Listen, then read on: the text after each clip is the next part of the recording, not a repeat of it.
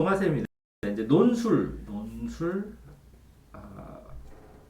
이론 학생이 정리한 거 피드백으로 추가 정리합니다. 이론입니다. 이론. 이론을 요거를 적용해서 써봐야죠. 써보면 나중에 결국은 이거 고쳐 하고 다시 이론으로 옵니다. 제시문에 나오는 한 주제에 대한 어떤 게 항상 나오면 딱 나와요. 뭐라고요? 오 프랜차이즈다. 그러면 그거의 장단점. 이 프랜차이즈와 반대되는 반대 개념. 이걸 꼭 생각해야 돼, 이렇게. 항상. 그럼 또 이것도 장단점. 이 기본입니다. 어떤 하나의 주제가 나오면 그거에 대한 장단점. 그 반대 개념, 그거에 대한 장단점. 이렇게 하고 생각해 보는 겁니다. 그게 공통점과 차이점입니다. 비교하면서 하나에 치우치지 않고 중립적 관점이라고 그러면, 자, A를 했더니, 야, 이거에 대한 장단점을 생각해 봤어요. 저 B를 했더니 이거에 대한 장단점을 생각해 봤어요. 요거랑 반대니까. 그러니까 나온 거는 요거 A 하나만 나왔는데도 이렇게 생각하는 겁니다. 이건 너무 극단적이라 안 돼. 이것도 너무 극단적이라 안 돼. 그럼 이 두 개를 비교해야죠. 그래서 이거하고 요거는 요거를 60% 하고 요거를 40% 하자. 왜? 이유는 뭐? 이렇게까지 쓰면 요 하나의 A의 개념에 대한 생각이 정리가 되는 겁니다. 이렇게 이 두 개의 몇 대 몇으로 하는 걸 중립관 관점이라고 볼 수 있습니다. 한 개의 개념에 대한 찬성, 반대 입장을 취하면 왜 그런지, 왜 이 둘 중에서 왜 이건지, 왜 이 둘 중에서 이건지, 왜 이 둘 중에서 이건지 이렇게 써줘야 됩니다.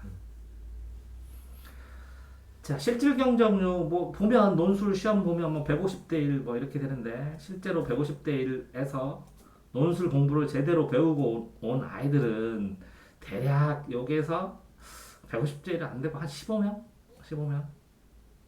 근데 진짜 열심히 자기가 열심히 하면 15명 중에서 15대 1 정도가 되겠죠. 15대 1 정도가 되는데 이 15명 중에서 실제로 막 절실하게 쓰는 애는 한 10명일 테고 경쟁권에 들어가는 애들은 한 5명일 테고 뭐 이렇게 돼서 5대 1 정도 잡으면 돼요.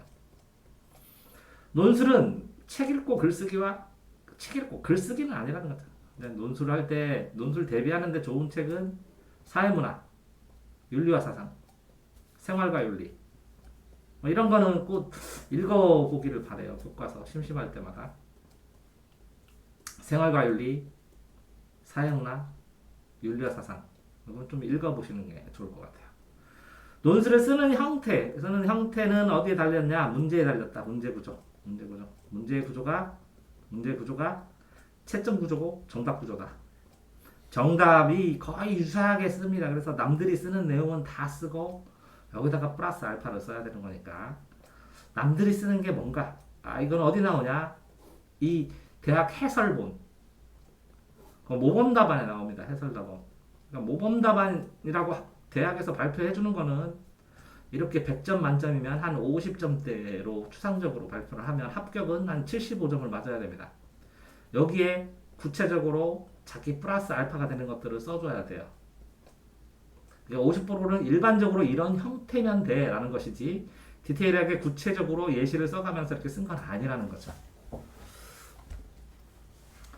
논술에서 이렇게 글쓰기 자체에서 뭐 어느 글자가 틀리거나 뭐 간단하게 뭐가 틀리거나 그런 거라고 하더라도 감점이 되더라도 이 구조 틀 여기다 꼭 써야 될 거 이렇게 문제 구조에서 여기에 써야 될 단어들이 들어가면 감점을 잘 안 시킵니다. 특별하게 눈에 띄는 문장이 이상하거나 오류가 있거나 이러면 감점하지만 감점하면 감점을 체크해야 되거든요. 그러니까 이 전체 흐름 구조를 잘 짜는 게 1차 연습입니다. 근데 얘가 아무리 말해도 애들이 계속 안 듣던데 논술 보는 시간 이게 2시간이든 3시간이든 이렇게 정해지면 이 2시간 안에 써버릇해야 실제 현장 가서 쓰는데 애들이 막 4시간 5시간 동안 쓰고 막 다시 또 고쳐 쓰고 5시간 그래서 실력이 막 느는데 현장에서 하는 2시간에서 쓰는 실력이 아니라 4, 5시간 쓰는 실력이 되면 그 현장에서 써먹지를 못해. 그러니까 꼭 시간을 정해 쓴 다음에 피드백을 받고 또 그 다음에 시간을 정해서 쓰고 또 피드백을 받고 이렇게 시간 안에 쓰는 거를 습관화 시켜야 되는데 이게 제일 중요한데 실력이 많이 늘었는데도 불구하고 집에서 숙제를 해오는 애들이 실력이 늘었는데도 불구하고 떨어지는 애들 보면 이렇게 제 시간 안에 다 못 써서 그래요. 논술 문제는 답안지 구조랑 유사하고 문제 분석이 정말 중요하죠. 그래서 문제 분석을 통해서 이 흐름을 쭉 썼는데 이게 무슨 내용이다라는 게 딱 자기가 한눈에 들어와야 그래야 그때부터 요거를 여기다가 내가 알고 있는 골목 식당과 연결할까? 내가 알고 있는 이게 통닭 프랜차이즈랑 연결할까? 내가 알고 있는 뭐랑 이게 연결할까? 이렇게 생각을 할 수가 있는 거예요. 전체를 관통하는 걸 알아야. 자, 논술할 때 2대 거는 서론, 본론, 결론 구조가 잘 돼 있어서 연습하기가 좋습니다. 서론, 본론, 결론. 그 다음에 고대 거는 구조를 연습하기 좋고 2대 거는 고대 거는 여기에 요약하기가 있어요. 그러면 요약하기 문제 같은 거 옛날 문제 보면 요약 연습을 하면 요약을 해서 핵심 단어를 딱 뽑아요. 철저하게. 그러면 요 단어는 여기다 꼭 써야 감점이 안 된다는 단어를 골라내는 훈련을 하기가 좋아요. 자, 그래서 이대의 경우는 1번이 서론, 2번이 본론, 3번이 결론 이런 식으로 되는 것도 많죠. 논술의 채점은 뭐라고요? 감점 구조입니다. 감점 구조. 그 감점만 안 당하면 돼요. 그 다음에 논술은 어쨌든 구조로 파악해서 중요한 걸 뽑아내는 글 읽는 속도 올려주고 국어 점수나 영어 점수도 한 10점에서 20점 사이로 향상시키더라고요, 애들이. 논리적으로 서술하는 거예요. 논리적으로 써나가는 거고 이유를 따져가면서 비문학을 확장돼서 비문학 서술형 답안지예요. 서술형으로 답이 정해져 있는데 그게 비문학처럼 좀 길게 써라 이런 것 뿐이에요. 서술형으로 정해져 있습니다. 자, A, B 두 관점 A에서 자, A 관점 있고 B가 있으면 그게 끝나는 게 아니라 A 관점, B 관점 A가 B를 볼 때, B가 A를 볼 때 A, B의 두 개를 제3자의 시각으로 볼 때 이렇게 시각을 나눌 수가 있어야 돼요. 자, 논술이 도식화돼서 구조화될 수 있다는 건 뭐냐면 논술 첫 문장, 답안지의 첫 문장 이렇게 써도 돼요. 논술을 개요식으로 이렇게 첫 문장으로 써놓고 서론, 본론 2개, 결론 이렇게 쓰고 1번은 뭐 2번은 뭐 3번은 뭐 이렇게 써놓고 3번은 뭐 근데 예시는 뭐 이렇게 써놔도 돼요. 이렇게 다. 그래서 내가 문제가 항상 나오면 이걸 끊어가지고 이후에 한 문장으로 정리해서 결론 쓰고 요거를 설명하는 단어들을 쓰고 요거의 예시 생각해보고 요거와 관련된 내가 알고 있는 플러스 알파 생각해보고 그래서 거꾸로 쓰라고. 이게 첫 문장, 이게 두 번째 문장, 요거 세 번째 문장 이런 식으로 쓰라고 했었죠. 도식화하고 일관된 주제로 써야 되고 예시가 이게 얼마나 적절한가에 따라서 채점자는 적절한 예시를 쓰면 얘가 완전히 이해했구나 이렇게 이해를 하고 채점을 하는 경우가 대부분입니다. 자, 변증법이라는 건 이런 거죠. 짜장 먹을래, 짬뽕 먹을래. 그랬더니 짬짜면 먹자. 근데 여기는 중국 음식이었죠. 짜장, 짬뽕, 짬짜면. 그래서 합쳐버렸어요. 정반 합이면. 그랬더니 야, 나는 짬뽕 싫어. 그래서 얘는 반만 먹고. 난 짜장 싫어. 얘도 반만 먹고. 그럼 둘 다 손해잖아요. 그러니까 여기에 야, 짬뽕, 짜장 말고 탕수육, 고기 먹으면 안 되냐? 그러면 어떤 애가 그거 합쳐서 세트로 먹자 이렇게. A, B가 있으면 이걸 합치고 그 합친 거랑 또 반대 걸로 생각해보고 그걸 또 합쳐야 돼요. 그래야 정반합, 정반합인데 문제는 여기는 중국 음식이라면 여기는 중국 음식 중에 더 구체적인 건강한 이거는 합쳐 먹자. 가격을 넘어선 거네요. 가격 두 개 다 먹어도 되는 거 같아요.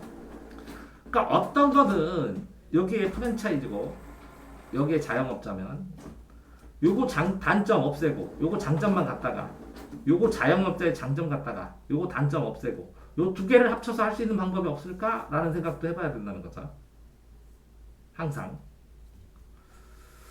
자, 변증법적으로 합쳐서 통합시켜서 해보는 거고. 자, 개인의 성장 속도가 천차만별 다릅니다. 왜 그러냐면 절실함이 달라요. 첫 번째는. 두 번째는 자기가 이렇게 써요. 그래서 가르쳐요. 그럼 가르치는 걸 다시 써봐야 되는데 고쳐서 안 써요. 이해했대요. 이해했어요. 설명 수업을 해주면 이해했대요. 이해하고 쓴 걸 보면 또 이해 안 됐어요. 내가 보기에는. 그럼 또 다시 고쳐줘요. 그럼 또 써봐야 되는데 자기가 안 씁니다. 이렇게 써보면서 자기 방식으로 플러스 알파를 해야 되는데 요거 몇 개 지적해주면 그거만 고치고 나머지 전체를 생각 안 해요. 최선을 다해서 뽑아내야 되는데 답을. 논술은 시험입니다. 주관식 시험. 답안지가 정해져 있는데 어떤 애들이 그러더라고요. 객관식은 답이 딱 정해있는데 논술은요. 단어가 정해졌어요. 이 단어가 들어가면 맞는 거. 이 단어가 빠지면 틀린 거. 이 단어가 들어가는데 이걸 엉뚱하게 연결시키지 않고 논리가 이상하게 연결시키지만 않으면 맞다고 쳐줍니다. 이게 글쓰기 시합이라면 문과 애들만 다 먹지. 아니 문창과 애들이 그럼 서울대 다 가야지. 글쓰기 시험이 아닙니다. 판결문 쓰듯이 비문학 작성하듯이 이렇게 거기에 제시되어 있는 문제에 제시되어 있는 용어를 철저하게 규명해주고 답변해줘야 됩니다. 제시되는 단어들을. 득점이 아니라 감점을 피하는 거니까 이게 없어서 감점이야 이렇게 된 겁니다. 있으면 채점을 하겠죠. 그럼 10점 만점에 막 대충 썼어. 그러면 막 5점을 받더라도 50점이 넘어요. 근데 안 쓰니까 빵점이 돼요. 그 부분은. 이 파트는 빵점 이렇게. 안 써서 문제예요. 핵심 단어 잘 골라야죠. 유사 단어가 있으면 이걸 합쳐서 그래서 A랑 B 단어가 있는데 요게 핵심이에요. 근데 요거랑 두 개랑 어떻게 해요? 두 개 나오는데 그러면 C라는 새로운 단어를 내가 만들어도 돼요. 그래도 이해해요. 교수들이. 추가 득점하는 방법은 예시를 적는 거. 예시. 구체적인 예시나 적절한 예시. 자, 논술 보면 나보다 더 잘 쓴 사람이 있으면 떨어져요. 어쩔 수 없어요. 컷이잖아요. 1등부터 이렇게 쭈루룩 5등 하면 여기 떨어져요. 내가 잘 썼는데도 불구하고. 근데 어느 날은 다 못 썼어. 1등은 되게 잘 썼는데 5명을 뽑아. 2등부터 5등까지는 형편없는데 그냥 컷으로 딱 뽑아주는 경우도 있어요. 그럼 우연히 그냥 들어가는 거예요. 자, 어쨌든 객관적인 정보를 응용해서 주관적인 거는 나는 슬프다 이런 거 쓰는 거 없어요. 비문학에 봐봐 그런 게 나오나. 국어 비문학이라고 할까? 국어 비문학. 맨날 애들이 잊어먹어요. 국어 비문학 객관적인 사실로 쓰는 거야. 근데 사람들이 A를 보고 얘는 이래서 재수 없어. 아니면 얘는 좋아 이래서 이렇게 얘기를 하면 요 두 개를 다 썼어요. 그럼 객관적으로 내가 이걸 보고 쓰는 거예요. 판사가 이거에 대한 논란, 내 평가, 이거에 대한 내 평가. 그래서 두 개에 대한 비교를 한 평가 이렇게 써주는 거예요. 논술이 주관. 그러면 이것도 판사 주관이잖아요. 맞아요. 객관적으로 쓴 주관. 자, 주관적인 결론을 내리는 게 아니라 사람들이 뭐라 돼요. 당연히 프랜차이즈에 대해서 생각 다 하고 자영업자에 대해서 생각 다 해요. 이게 장점이고 단점이고 그걸 얘기하라고. 그랬을 때 왜 지금 프랜차이즈가 유행하는지, 왜 프랜차이즈장이 빨리빨리 요새는 막 차리다가 망하는지, 왜 그러면 이 자영업자의 노력과 프랜차이즈의 기술을 합칠 수가 없는지, 합치려면 어떻게 해야 되는지, 뭐 이런 것들을 다 써줘야죠. 자, 논술 시험 보는데 보통 2시간인데 이 2시간 할 때 제일 처음에 20분은 뭐라고요? 문제를 구절마다 분석해야 되고 문제. 그 다음에 여기에는 글들이 있으면 이거를 쭉 빠르게 읽으면서 필요 없는 단어를 30%로 삭제해야 돼요. 30% 삭제를 하고 문제를 읽어. 문제를 잘 생각해보고 관련된 떠오르는 거 다 써보고 이게 1단계로. 그 다음에 이게 30%를 지운 다음에 다시 읽어서 중요한 걸 팍팍 골라요. 단어를. 이 단어는 빼먹으면 감점될 것 같다는 거. 2단계는 30% 지우고 3단계가 고르는 거죠. 고른 걸 갖다가 문제 구절에다가 써요. 고른 거. 단어를 고르려고 하면 요 구절부터 다시 보면 이건 무슨 내용 같아요. 뭐에 대해서. 한 다음에 여기다가 고른 단어들 중에 빼먹으면 감점될 만한 걸 쭉 써요. 그 다음에 이걸 동체로 보고 생각해봐야지. 생각할 때 항상 뭐라고요? 쓴 단어의 반대 개념으로 생각하고. 이게 전체가 하나의 글이에요. 그래서 여기 뭐 분량도 이렇게 나눠야 되고, 여기에 이게 몇 점이다라는 점수도 분배를 해봐야 되고, 그러면 채점 기준까지 다 생각해 본 다음에 쓰기 시작하는 거예요. 필수 단어 빼면 안 되고. 자, 필요한 단어 지우라고 했죠. 2단계로. 그래서 빼도 되는 거, 중복되는 거, 다른 개념으로 대설할 거 이렇게 해서 착 빼고 골라. 이 70% 중에서 30%를 없애면 여기에서 이 단어나 이 단어 둘 중에 하나씩 두 개 고르면 돼. 나중에는 네가 지우고 요 단어를 꼭 선택하자. 이렇게 해도 돼요.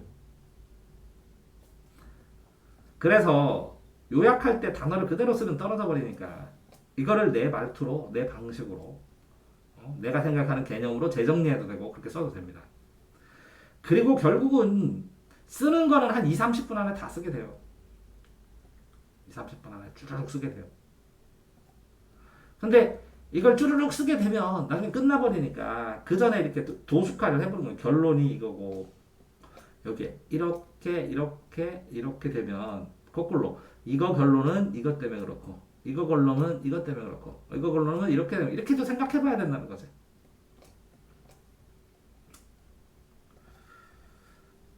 자, 학생이 영상 녹화된 걸 보고 쓴 거기 때문에 추가로 설명하는 것 뿐이에요.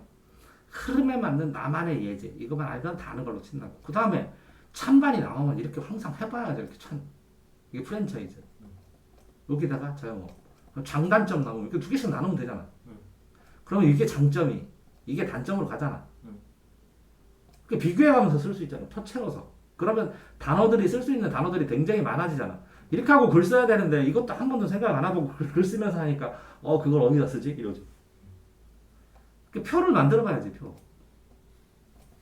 그래서 1차 답안 작성하고 쓸모없는 거 이렇게 지우고 이 위에다 이렇게 써도 됩니다. 평균적으로 학생들이 끝내기 이렇게 평균으로 대해서는 이게 다 못 써서 떨어지죠. 그다음에 나중에 이제 간단하게 첨삭하고 그러니까 이게 시간 단계로 연습을 해야 되거든요. 필요한 부분은 삭제하고 여기 사이에다 껴넣을 것도 껴넣고 뭐 껴넣는 방법도 있고 이렇게 아니면 지운 다음에 다시 쓰기도 하고 근데 지울 시간이 별로 없죠. 어쨌든 두 가지식으로 문장은 짧게 쓰는 게 최고입니다. 짧게 쓰고 두 가지식으로 쓰면 웬만한 거는 다 고칠 게 별로 없어져요. 어떤 애는 연필로 썼다가 다시 볼펜으로 쓰는 데도 있는데 어쨌든 글자 수 맞추면서 쓰는데 보통 뭐 서론은 쓰지 말고 서론은 간단하게 한 줄 정도 인트로 하고 바로 들어가는 경우도 많죠. 그 다음에 막판에 결론 한두 줄만 쓰면 되니까 그러니까 본론을 많이 쓰다는 거예요. 자세하게 네 얘기로. 글자 수 너무 많거나 적으면 안 되니까 뭐 1500자 그러면 1495자 이렇게 쓰는 거예요. 그럼 이걸 어떻게 연습해요? 이거 어떻게 연습해요? 1495자. 그러면 저기 가면 문방구에 가면 이렇게 큰 종이에 이렇게 원고지처럼 뭐 500자 원고지, 800자 원고지 이런 거 팔아요. 이거 사시면 돼요. 문제와 관계없는 거 쓰면 낙서하거나 이러면 떨어집니다. 근데 흑색 볼펜만 쓰는 거고 흔적 없어야 되고 분배를 잘해야 됩니다. 자, 근데 요약할 때 진짜 힘들죠. 이렇게 중요한 걸 요약하면서 내용을 이해해야 되니까 필요 없는 단어부터 지우고 골라. 그런 다음에 쭈루룩 흐름에 따라서 이건 빼자 해서 그 남은 걸 가지고 이게 무슨 얘기구나 하고 연결시키는 거죠. 그럼 이 단어와 반대 단어 생각해보고 요 단어도 반대 단어 이렇게 생각을 하다 보면 생각이 넓어져요. 그러면 요렇게 되면 요 사이가 내가 논술을 쓸 수 있는 범주예요. 특이한 단어는 남겨둬야 되고 핵심을 연결하면서 필요 없으면 고쳐 쓰고 다른 걸로 쓰고 조금 다른 걸로 쓰고 그래도 상관없습니다. 중요한 단어 동그라미 치고 요약 정리할 때 이렇게 되면 요거와 관련된 거 여기와 관련된 거 이렇게 보면 문제에 나중에 보면 탁탁탁탁 구절이 딱딱딱 대칭이 돼요. 대응이 돼요. 이렇게 대응이 되는 걸 써주시면 된다는 거죠. 자, 이런 공부를 했는데 다시 한번 피드백해서 설명했습니다.